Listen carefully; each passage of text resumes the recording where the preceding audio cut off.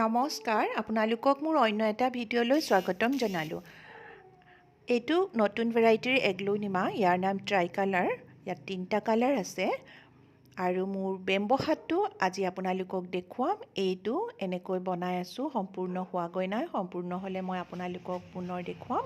এইখিনি মই colourful stone এনেকৈ আনি থৈছোঁ আৰু ক্ৰিচেণ্থিমামবোৰ ভালেমানখিনি ফুলিছে আৰু বহুত বিক্ৰী হৈ গৈছে, গতিকে মই আজি ভিডিঅ'টো কৰিলোঁ আপোনালোকক দেখুৱাম বুলি কোৱাৰ কাৰণে।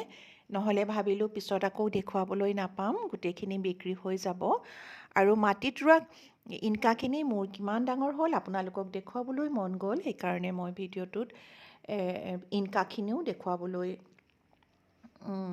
চেষ্টা কৰিলোঁ। আৰু ইয়াত বহুত কলি আহিছে, 6-7টা কলি একেলগে ফুলিব, তাৰ পাছত আৰু ফুলি গৈয়ে থাকিব।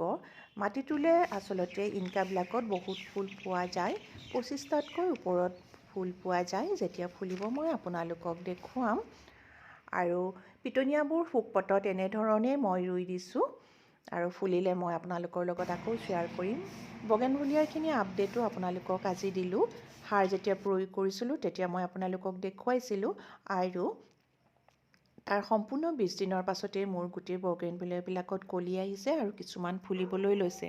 কিন্তু কিছুমান বগেনভেলিয়া যদি নুফুলে এনেকুৱা ছিজনতো, তাৰ বাবে কি কৰিব লাগিব মই অন্য এটা ভিডিঅ'ৰ মাধ্যমেৰে আপোনালোকক জনাম। আৰু পেঞ্চিখিনি এনেকৈ মই ভাৰ্টিকেল গাৰ্ডেনৰ টাবতেই দি দিছোঁ, কাৰণ পেঞ্চিবিলাকত বেছি ডাঙৰ টাব নালাগে। আৰু পিটনিয়াখিনি এমাহ হোৱাৰ বাবে মই ইয়াত সাৰ প্ৰয়োগ কৰিলোঁ, কিন্তু মই আপোনালোকক দেখুৱাব নোৱাৰিলোঁ।